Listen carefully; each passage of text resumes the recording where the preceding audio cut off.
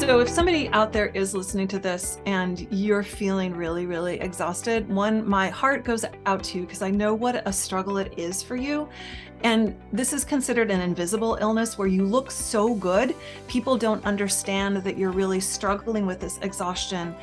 It happens a lot to women. And I think women, we tend to think a lot of stuff. We just have to take care of it ourselves and kind of keep it from others. And this is one where I would say, if you are struggling with fatigue, if you don't feel like you have the energy to go into your day and feel really excited and good about your day and have sustained energy throughout the day, then I would start beginning to look at, gosh, is it possible that I have one of the root causes that's going into chronic fatigue? If you haven't done so already, go ahead and click that subscribe button down below. It's a little red button. You punch that, and it's going to notify you every time we put out a new episode that can help you improve your bone health. And then also, if you haven't done so already, head over to BoneCoach.com, sign up for the free 7-day osteoporosis kickstart. That's going to walk you through everything you need to be doing right now to get on the path to improvement and stronger bones. After you do those two things, go ahead and press play on this episode, and I'll see you inside.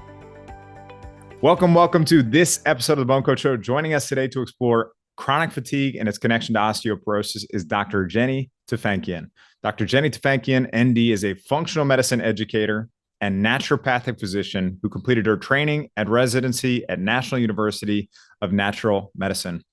She went on to be a sought-after adjunct clinical faculty member and ran her own successful private practice in Portland, Oregon. Dr. Tufenkian has been treating chronic illness for 2 decades and has helped her patients, students, and fellow physicians increase their understanding of complex chronic disease. A chronic fatigue syndrome sufferer herself, she had no choice but to dig deep into literature and uncover the root causes of CFS. Through her research and experience, she developed an effective roadmap for lasting change in her patients, seeing them flourish after they'd all given up hope.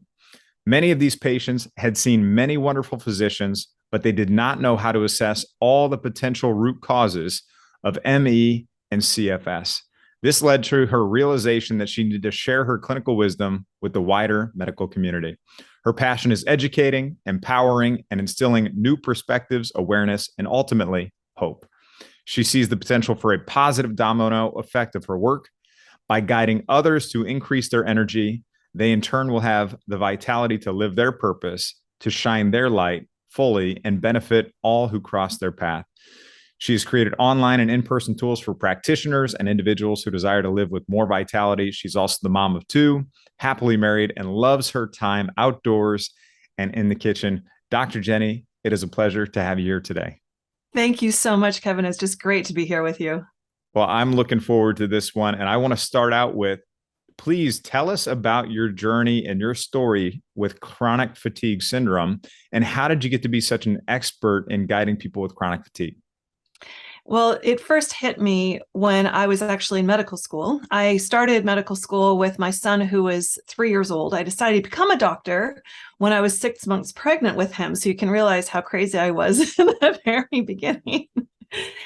But something happened after my second year of medical school, which is that I decided it was time to have another kid. And I got pregnant and figured that I had hit superwoman status and it would be fine to have, a couple kids while I'm in medical school and make all that stuff happen.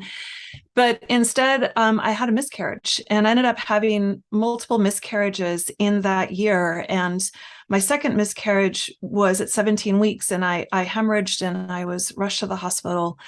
And this really entered what I call a dark night of the soul for me. And this is a time when literally all systems are down. I believe we have a physical body, this emotional body, and also an energetic body. And all of these can be attested and assessed for.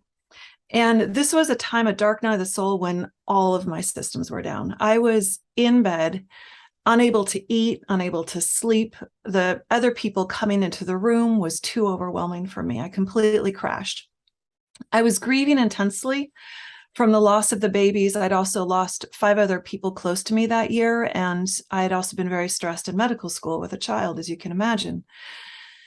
I was able to get out of this very dark, scary place where I had suicidal ideation and severe anxiety. I was able to get out of that through some help from an amazing hypnotherapist who helped me understand the power of the subconscious mind and healing. That got me out of bed and onto the couch, after being in bed for months and months and months, where up was my head on the pillow and down was without a pillow. I was that exhausted. I had to be walked to the bathroom. It was very severe. I was able to get down to the couch, but I had to take a whole year out of medical school. And I resisted the diagnosis of chronic fatigue at that time. This was in the 90s, and it was called the yuppie flu. And it was pretty much supposed to be just all in your head. And I really didn't want to have that diagnosis of chronic fatigue, but I started to realize that it really did fit. And once I took on and owned the fact that I did have chronic fatigue in those years, I started doing everything I possibly could to get myself better and was able to get back to school and finish school and my residency, but I was still working. I had this nagging fatigue. I still was walking around. I was in my 30s and I felt like I was 95 inside my bones. Like I was just like exhausted all the time and really pushing to make things work. I finally did break through and I got what I call 150% better. And that was detoxing all the mercury getting my mercury fillings out and getting ready. And I knew I would never get this again. And I did what I call big wave surfing, where I just full on with life. Like I was working out and meditating and opened up clinics, and I had another kid, and I was doing literally everything. And my life was great. And I knew that I would never get to that point again. And then I did. I crashed, literally. I had an accident, injury. It was a whole variety of things, and ended up very, very quickly heading back into that place where I was deeply, deeply fatigued. I was waking up in the morning and I had no idea how I was going to get out of bed. Now, the thing is, I learned a thing. I learned how quick it is to relapse. So anybody that has chronic fatigue, it's very easy to get stuck back in there. But the truth is that I got better before. Those things weren't working this time. Something else was missing. And this is when I realized that although I got myself better, I didn't really deeply understand how, I didn't really understand the roadmap. I kind of lucked out by just throwing lots of things, on the wall, and finally some things hit. It wasn't until I got sick the second time and I was lying there in bed, literally, I couldn't sleep because I had severe pain. I had frozen shoulder, I had severe pain. And I couldn't sleep. And I was in total fear because before I didn't have a practice. I could lie in bed and heal. This time I had a practice with an overhead. My family was financially dependent on me. I literally was lying in bed going, I can go into bankruptcy and take my whole family down, or I can heal. And I had no idea how to heal. I was consulting the best people out there, and they would have pieces, but nobody had the whole picture for how it was that I could get better. And so I got up at 3:30 in the morning and I just started researching the heck out of it. Like literally just like chronic fatigue, what's going on? And this is when I began to realize that there are multiple root causes. And this crazy thing happened where usually if I need to take care of myself, my clinic schedule just empties. Like it's just sort of like this relationship I have with my schedule. Like they just go away. And I thought that would happen this time. The opposite happened. My schedule was packed out. I was booked out for months and months and months with these long waiting lists of people coming to see me. They all had chronic fatigue. And this allowed me to really begin to use these things that I was studying and learning and guinea pigging on myself with these people. And the pattern became very clear that there are 5 root causes to chronic fatigue. And people may have 1, 2, 3, or all 5 of them. And once you understand what your root cause is, then you can get to this higher level of health. So this was my journey, and it was long. It took me years. And I've been very, very fortunate to have really excellent health by using these different techniques. That is an amazing journey. And sounds like, chronic fatigue has had a dramatic impact on your life and the people who are affected by it too. Is there a formal definition for chronic fatigue? And is it the same as just low energy?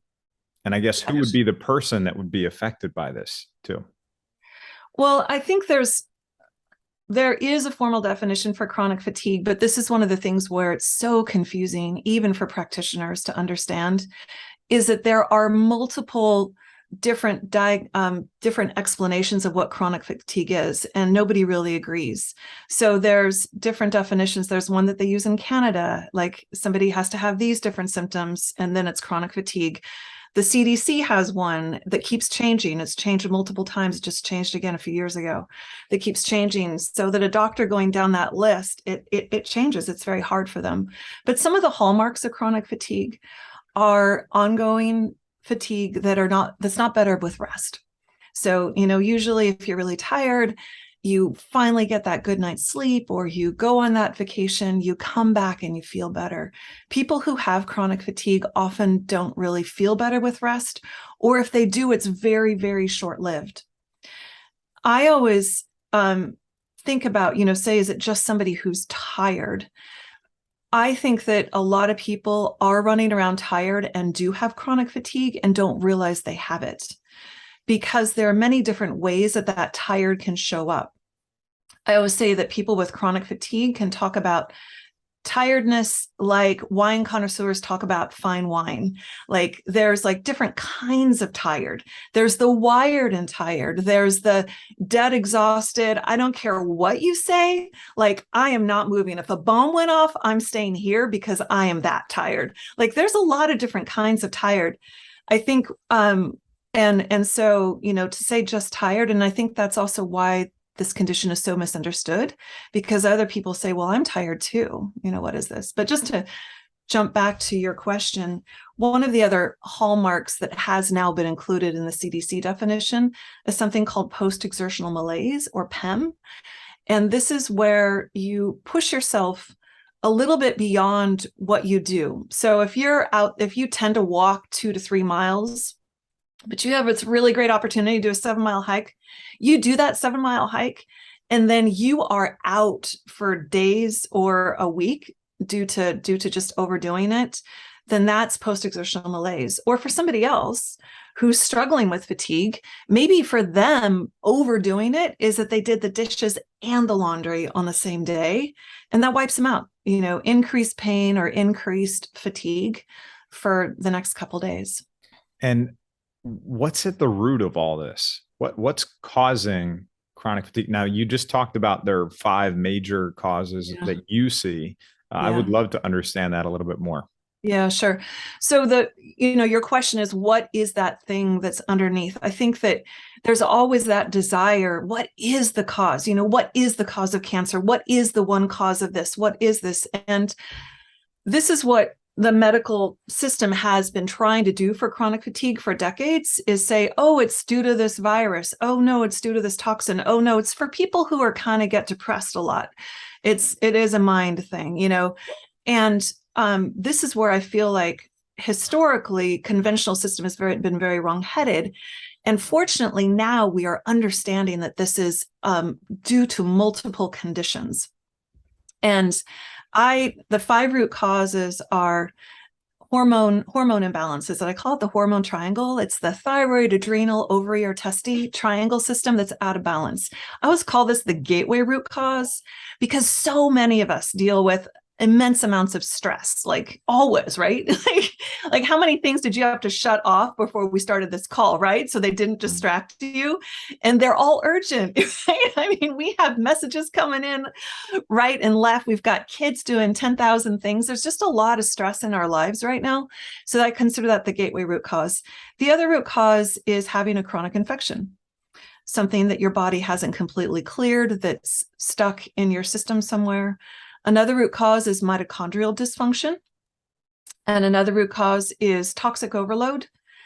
And then the final root cause is working with limbic emotional brain. That's really interesting. And it's interesting that mitochondrial dysfunction is just one within that, because we did a podcast recently with Ari Whitten. If you haven't heard that one, go check that out too. But where it was talking about, mitochondrial function and dysfunction. And it's interesting that we're talking about here that having chronic fatigue can be more than just that. There's more to it than that. So that's really, and how is someone going to know that this is chronic fatigue that they have, other than just that they're not getting better with rest? when they're taking the time to rest? Are there certain lab markers maybe that they're going to their doctor that they can see that are off, that could be indicators? Unfortunately, there aren't any basic lab markers that are consistent across the board. This is the other thing that throughout the literature, doctors, researchers have been trying to figure out, like, is there a pattern that we can see with certain inflammatory markers or anything that can help us diagnose this condition with one objective test? And the answer is no. I mean, so far, we haven't found anything that says, yes, I have chronic fatigue, which leads people into this super frustrating and very common situation, which is where they're exhausted and they go to their doctor and they come back and get told their labs are all normal. Now, as a functional medicine doctor, I can read normal labs in a different way. So I start to see patterns in some labs that are clues and indications that there may be a root cause that we need to dig deeper in. Each one of the 5 root causes, I have specific ways that I love to share with people who are struggling with this and trying to self-diagnose, and also with practitioners.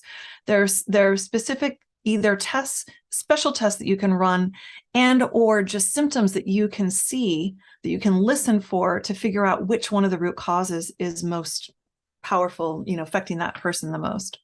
Yeah, because so many people go to their physicians and they're being told your lab results are normal. They're within this really wide range and they're normal. Yeah. But there are patterns oftentimes that could be spotted or picked up by somebody who has the eye for that. Yeah, exactly. I'm glad you brought that up. And do you see in your clinic, do you see a lot of people? I want to make sure we tie this to bone health and osteoporosis too. Do you see a lot of people that have chronic fatigue that also have osteoporosis? I see this all the time. I really do. And I've had the same experience. I mean, it's partly why I was so excited when we first met and we had this conversation, because I love what you're doing about bone growth. You're bringing this whole other aspect back into for osteoporosis, people who are struggling. And I have had osteoporosis. My mom had osteoporosis and she also had chronic fatigue. I'm not saying that that's like, but yes, in my clinic, I would say the majority of certainly the women who come in with chronic fatigue, we see either osteopenia or osteoporosis in the majority of them. And some of them are getting these diagnoses earlier than you see in the general public. It's coming a little bit sooner. And I would bet some of those underlying root causes, or those, the things that are actually contributing to chronic fatigue, I would bet some of those individual root causes could be contributors themselves to bone loss and osteoporosis. But also, what would you say is there something else that you notice in people with chronic fatigue that specifically contributes to bone loss or osteoporosis? I think there's a number of different things, but I do want to point out this one thing, because I think there's a piece that often doesn't get talked about that's similar between the two, which is the sense of powerlessness. Mm. And I mean, I know that you experienced this with the osteoporosis, and you're doing something about it in terms of understanding what the process is and helping people take steps to heal. I feel like the same thing happens with people when they have chronic fatigue syndrome or myalgic encephalitis, which is there's this sense of powerlessness in one, just physically, you feel powerless because you're tired. You literally just don't have the energy to do things. But you also feel powerless because you're told there's nothing that you can do to heal this, that we don't have any answers for you. I'm sorry, you just have to rest more or drink more coffee. Literally, I've had patients come in with being told that by their doctors. I'm sorry, honey, you're just going to have to get used to it and drink more coffee, which makes me want to scream. Yes. No, please no. Or say a few words that I'm not going to say right now. Sure. Yeah. So I definitely see that that's a common denominator that I'm pretty fervent about getting back to. But yes, ask me another question because I got confused. No, that's okay. No, that's okay. No worries. And I would say too, being sedentary is going to be a contributor to bone loss and osteoporosis. If you're not up and you're not moving and you're not providing that stimulus, especially for extended periods of time, what you don't use will go away. Right. Yeah. Yeah, absolutely. I mean, I think that's one of the main reasons we see so much osteoporosis in people who are dealing with chronic fatigue is in terms of just not being able to move. Also, they may have had injections. Sometimes they have other things. Like if I had taken a steroid injection for my frozen shoulder, that would have contributed to some bone loss, right? Mhm. There's also the whole, just the system is more acidified when you're under stress. So there's a lot of communication in the body that increases stress levels when you're dealing with chronic fatigue. I, there's the whole, there's a lot happening with, one, stress may be one of the reasons you got into the chronic fatigue pattern. But once your system is dysregulated, once you have inflammation, there are literally signals happening in the body. And I know you talked to Ari about mitochondria, but mitochondria are one of the places that senses what's happening in the cell, and it sends are we okay, are we not okay messages up through the cells into the system, through the vagus nerve, up into that limbic brain, which is attached to the autonomic nervous system, which is a part of your stress response. And there can be a negative feedback loop where you end up getting more and more stressed in your body and more inflamed in your body, which again, you're in this more acidic state, which means that what are you going to do? It's going to pull calcium out of the freaking bone to balance your pH. So I think that this is part of why people with chronic fatigue and chronic illness are more likely to have osteoporosis, outside of just the fact that maybe they're sedentary for years or decades of their life, or less likely to be active. I also think that some of the root causes of chronic fatigue, such as toxic overload, can have an impact too. I mean, I just found a study about chickens and their bones, and how those chickens that are fed feed with more mycotoxins in it are unable to produce strong enough bones. And it's to the point where they're actually rejecting those chickens, that they can't be eaten because their bones are so malformed. And what they think is going on is that the aflatoxins actually affect the vitamin D process of actually converting vitamin D into this active form. And the mycotoxins also affect the liver's ability to transform vitamin D into its form. So that is, there's lots of reasons that we see this. And I personally am curious about the chronic viral piece. I have not yet had the time, but this is like one of those, like, on Jenny's list to look into and research, because I'm really curious how that's affecting it. Yeah, because there are a group of people that are, and that's really interesting about the mycotoxins too, Right. and the impact that can have on our bone health. Also, Right. mold, mycotoxins. Yeah. What other connection there have you seen with increase of bone loss and osteoporosis? Any other ones?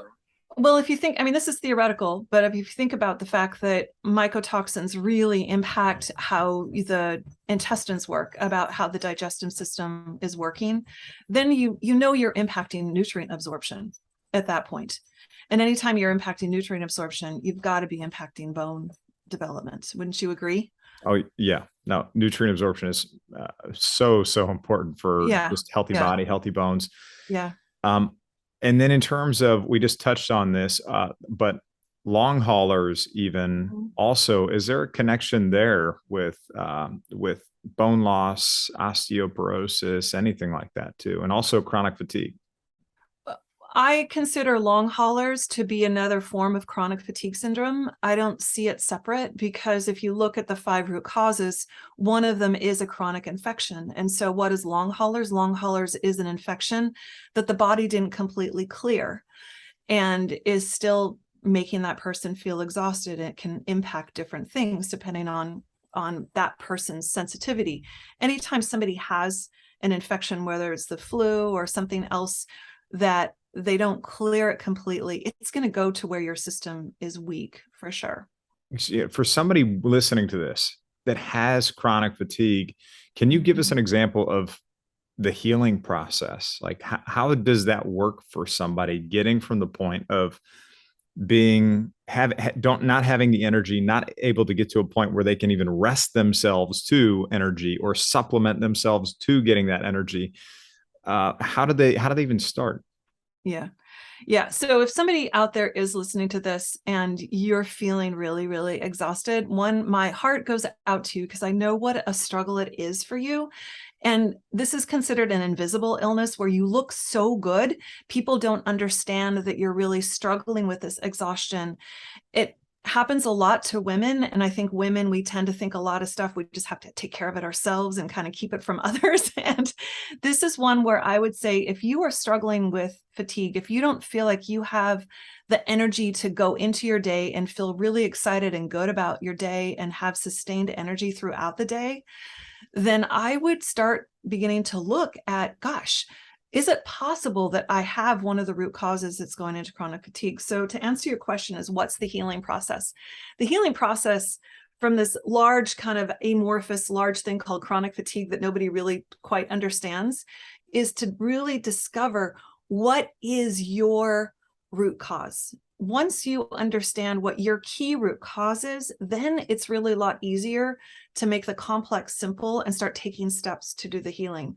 So when somebody comes to me and we're working with them and they're really struggling, I can think of this one person. She was in her late 30s, early 40s, and she was so tired that she was napping on the floor while making dinner, and her kids were playing around her after work. Like, that's how tired she was.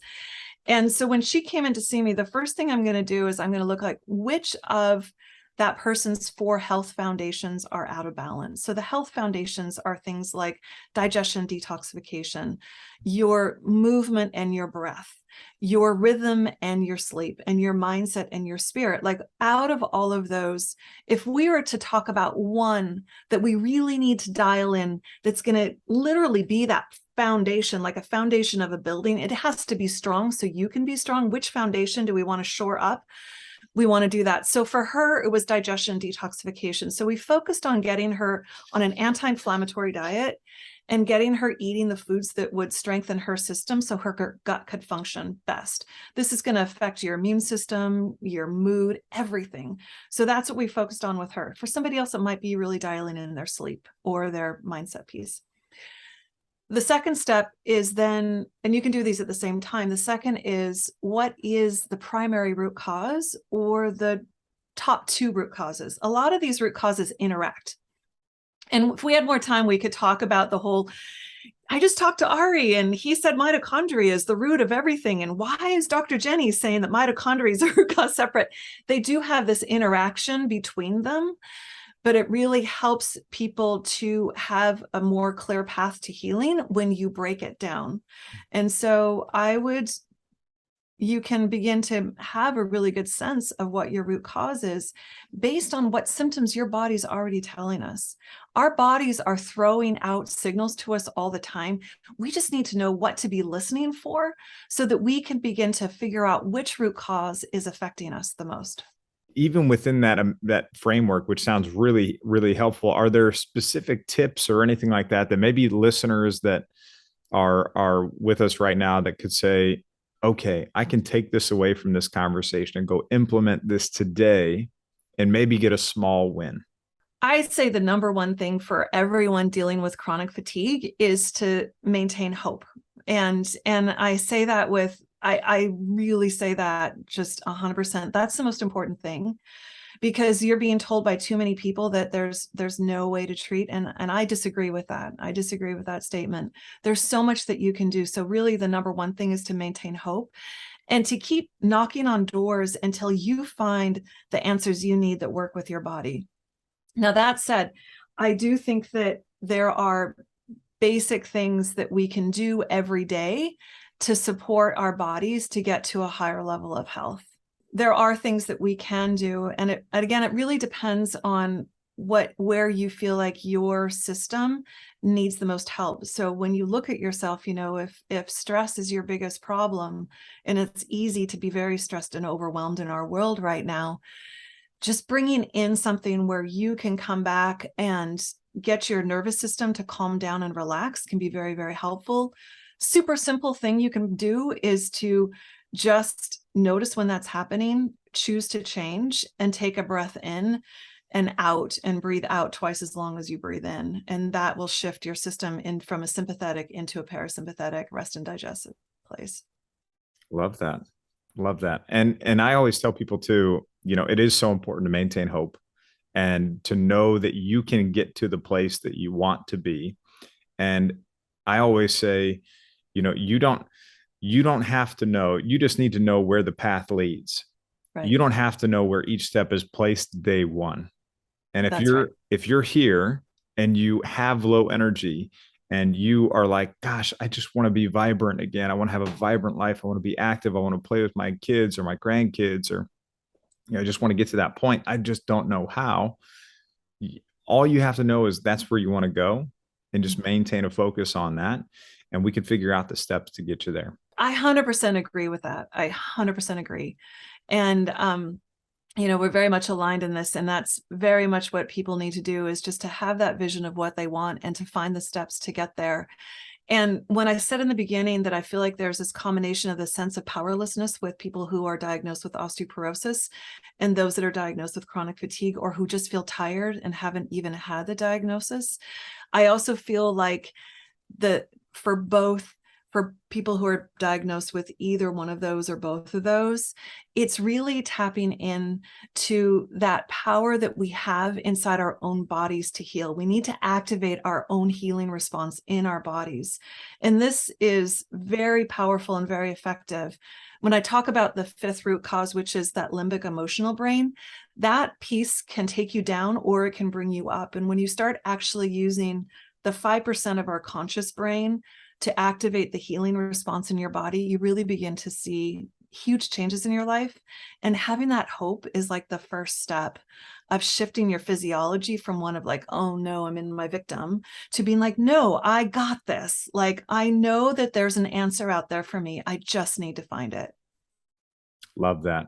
How can people get in touch with you, Dr. Jenny, if they want to find you, work with you, get in contact with you? Where do they find you at? There's two places they can find me. If you are interested in I have a quiz where you can find out what your root cause is. It's on my website, drjennytufenkian.com.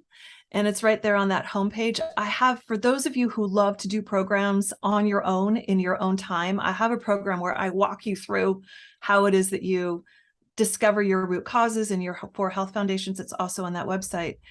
If you're somebody who's really looking for that next level transformation and want to consider working with me one-on-one, then go ahead and go to my clinic website, enjoyfullhealth.com, and you can reach out to my team at that site. Perfect. So we're going to leave all the resources, show notes, everything Dr. Jenny just mentioned there over at bonecoach.com/Dr. Jenny Tufenkian, osteoporosis, chronic fatigue. And then also, I just want to remind everyone, you can find us for BoneCoach. You can find us on the podcast if you're listening there. Make sure you go over to our YouTube channel, subscribe there as well. If you're on YouTube, go to the podcast, subscribe there. And then all of our other social channels, Instagram, Facebook, TikTok, which is just kind of starting out at the time of recording this video. And all those other places, you can find us at BoneCoach or at BoneCoach Kevin. I want to thank everyone again so much for your time. We'll see you in the next episode. Hey, it's BoneCoach Kevin Ellis. Hope you found that episode helpful and that you enjoyed it. Just one last reminder, if you haven't done so already, head over to bonecoach.com, sign up for your free 7-day osteoporosis kickstart. It's going to tell you everything you need to do to start getting on the path to improvement. Hope you found this helpful. I'm your BoneCoach Kevin Ellis. I'll see you soon.